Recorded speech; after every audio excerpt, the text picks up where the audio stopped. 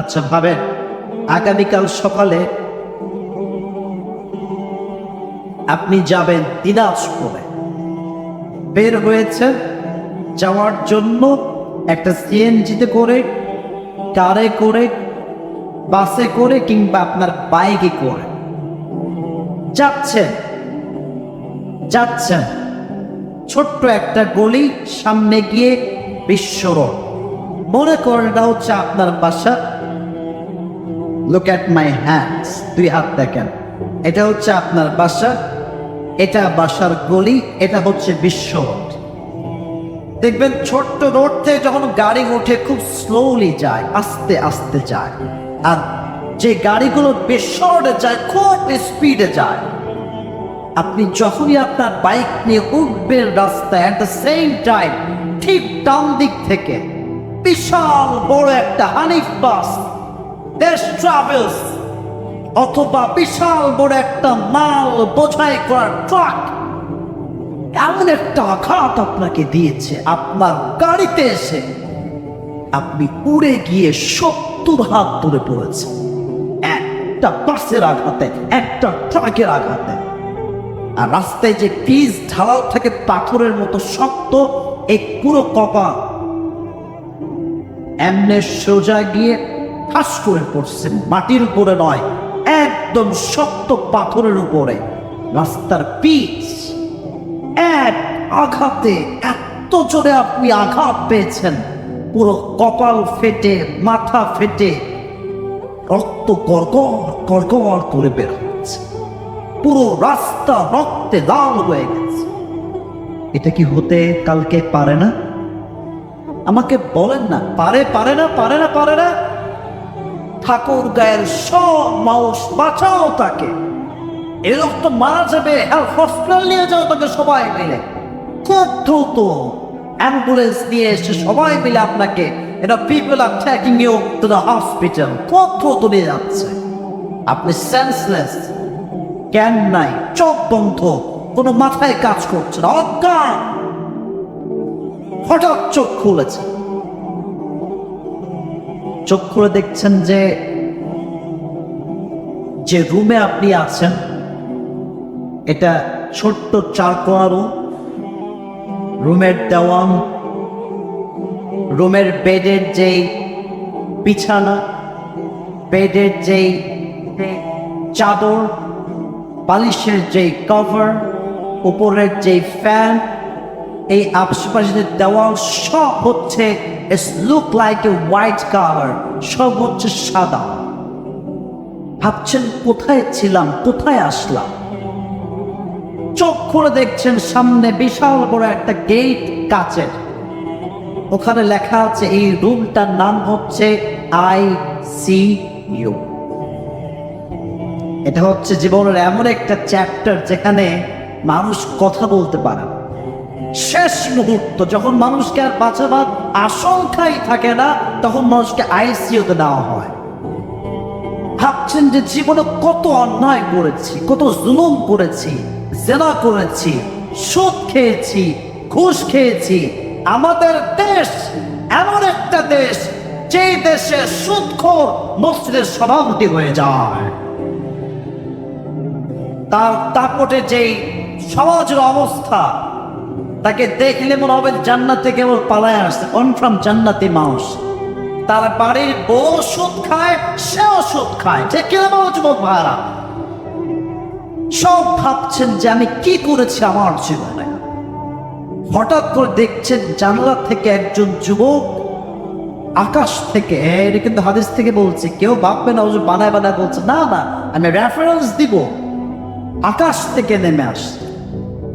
আচ্ছা, আকাশ থেকে কি মানুষ নামে না ফেরেশতা নামে বলেন তো? আসতে কেন বললেন? সবাই বলেন মানুষ নামে না ফেরেশতা নামে। আপনি দেখে অবাক যে কই থেকে আসলো এই ফেরেশতা। তখন মাথায় আসছে প্রত্যেক মানুষের মৃত্যুর পূর্বে একটা ফেরেশতা সবার কাছে আসে, তার নাম ইসমুহু মালাকুল মউত, আজরাইল আলাইহিস সালাতু ওয়াস সালাম। আপনি বুঝে গেছেন আপনার জীবনের শেষ ঘন্টা, বিদায়ের ঘন্টা বেজে গেছে। হাদিসে আসছে যে ব্যক্তি নামাজি বান্দা হবে, নামাজওয়ালা বান্দা হবে, তার সামনে মালাকুল মউত সাদা ধবধবে একটা জুব্বা পরে আসবে। তার চেহারা হবে look like a very young man, attractive young man, handsome young man, সুদর্শন যুবক।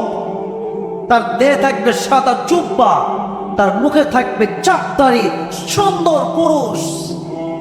এসে বলবে ইয়া আইয়াতুহান নাফসুল মুতমাইন্না উখরুজি ইলা মাগফিরাতিল্লাহি ওয়া রিজওয়ানি।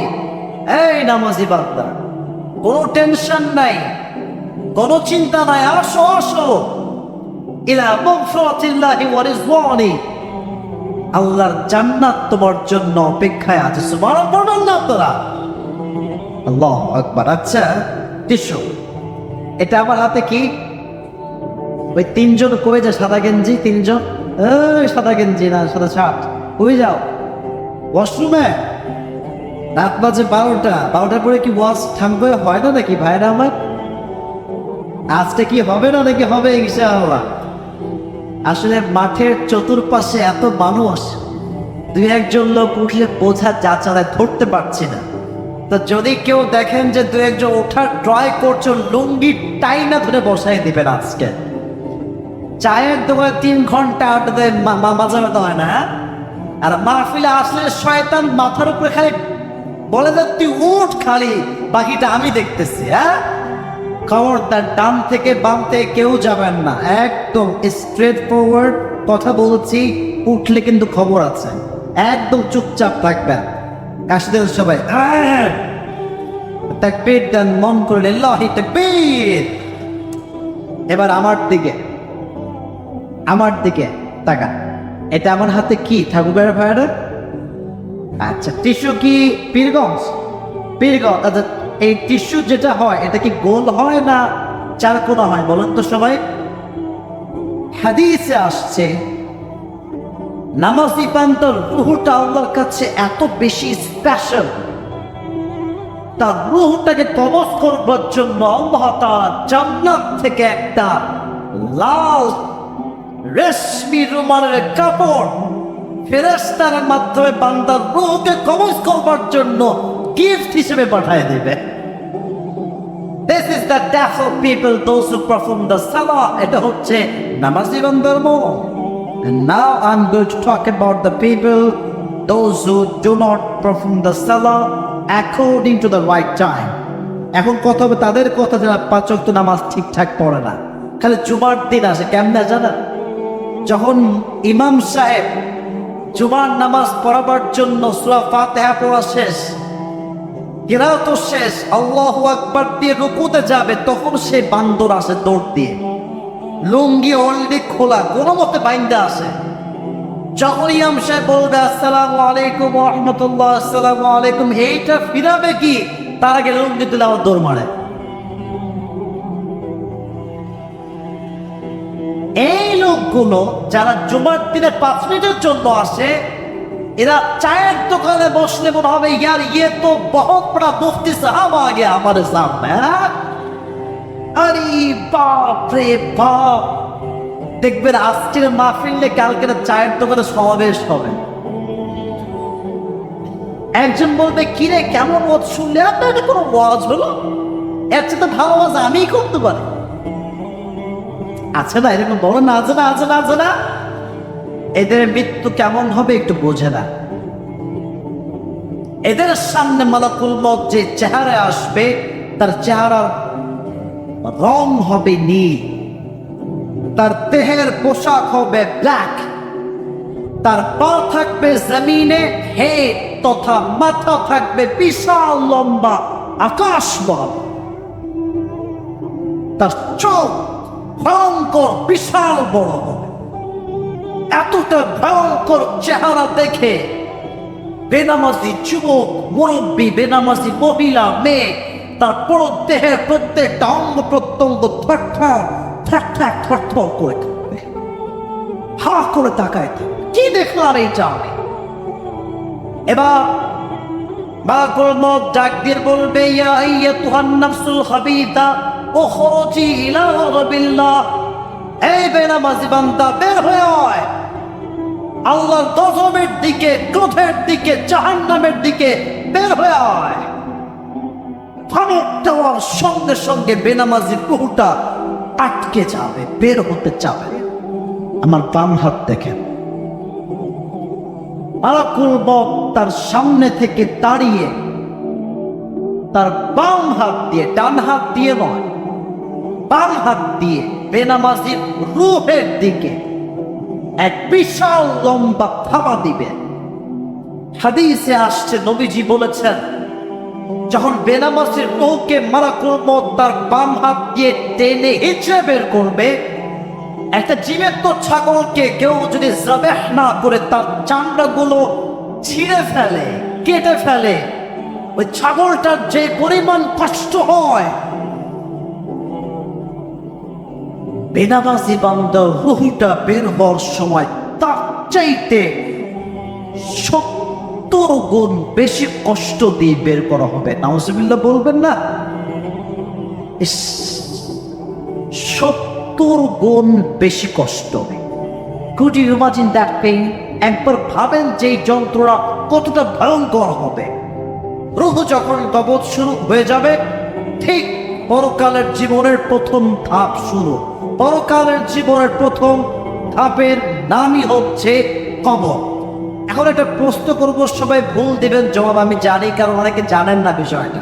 তবে আশা রাখবো কিছু লোক থাকবে যারা সঠিক জবাব দিবে ইনশাআল্লাহ। একটু মনোযোগ দিয়ে বুঝবেন, আগে ঠাস করে বলে ফেলবেন না। Relax, have a relax, you not for mind, নাকি একটু অপেক্ষা করে বুঝবেন। কবরে মোট প্রশ্ন হবে কয়টা? কেউ 3, কেউ 4। মূলত প্রশ্ন হবে মোট 4টা। একটা ব্যাখ্যা আছে, আগেই এরকম করা যাবে না, একটু বোঝেন। আচ্ছা, আমি প্রশ্ন করছি, আপনারা জবাব দিবেন। প্রথম প্রশ্ন, মার রব্বুক, হু ইজ ইউর লর্ড? আল্লাহর নাম এত আসতে ঠাকুর ভাই কি বলছে ভাইরা? বলেন না, আমাদের রব কে? আল্লাহ আমার রব। বলেন না, আল্লাহ আমার রব। দমে দমে দোনো মনে তারি অনুভব। স্বর্ণ পড়ো সবাই। তোমার দুনিয়াতে আমি যেদিকে তাকাই, অথই নিয়ামতে ডুবে আছি সবাই। পাখ পাখালির কণ্ঠে শুনি তাসবিহ কলো রব, তাসবিহ কলো রব, আল্লাহ আমার রব। দমে দমে তোনো মনে তারি অনুভব। রবকে। Number 2 question, وَمَنْ نَبِيُّكَ أَتَعْرِفُ هَذَا الرَّجُلَ? Do you know this person? Who is he? তুমি কে দেখেছেন? ওই ব্যক্তির নাম কি? সবাই যতই বলুক আমি পারবো, পারবে না কিন্তু সবাই। যার মুখে দাঁড়িয়ে আছে, নবীর সুন্নাহ মেরেছে, সে বলবে হাদা নবিয়ুনা মুহাম্মাদুর রাসূলুল্লাহ সাল্লাল্লাহু আলাইহি ওয়াসাল্লাম। আমাকে কি দাঁড়িয়ে রেখে খারাপ লাগতেছে? নুরানি চেহারা, আচ্ছা পাম দিবেন না বেশি, মোটামুটি বললেই হবে। দাঁড়িয়ে রেখে, আচ্ছা আপনারাও বলবেন। আমাকে কি শুধু ইয়েস অথবা নো বললে আমি খুশি হব, পাম দেওয়া লাগবে না। দাড়ি রেখে আমাকে কি আনস্মার্ট লাগতেছে? আনস্মার্ট লাগতেছে? খ্যাত লাগতেছে? ব্যাকডেরে লাগতেছে? কিছু মেয়েদের দাড়ি নিয়ে অ্যালার্জি আছে, সমস্যা আছে। I'm just very open minded. আমি যা বলি একদম কাট টু কাট কথা, and I really respect the women from my heart. মন থেকেই সম্মান করি এবং সম্মান দিয়েই বলছি যুবকদেরকে, দেখো যুবক, রাগ করছেন আপনারা কেউ ভাইরা? যদি তোমার জীবনে কখনো তোমাকে কোনো মেয়ে রিজেক্ট করে, and it's just because you have beard, যে তোমার দাড়ি আছে, বলবে যে আমার দাড়িওয়ালা ছেলে আমার বেশি এটা ভালো লাগে না, খ্যাত লাগে, ওরে একটু সাইডে নিবা, সাইডে বলবেন যে আচ্ছা আপু আপনার দাড়ি পছন্দ না তাই না, আপনার দাড়ি অ্যালার্জি। হ্যাঁ দাড়ি ভালো লাগে, অনেক স্মার্ট তো আমি, দাড়ি পছন্দ না। তো আপনি বলবেন ঠিক আছে, আপনার স্মার্টনেসকে আমি অনেক সম্মান করেই বলছি, যদি আপনার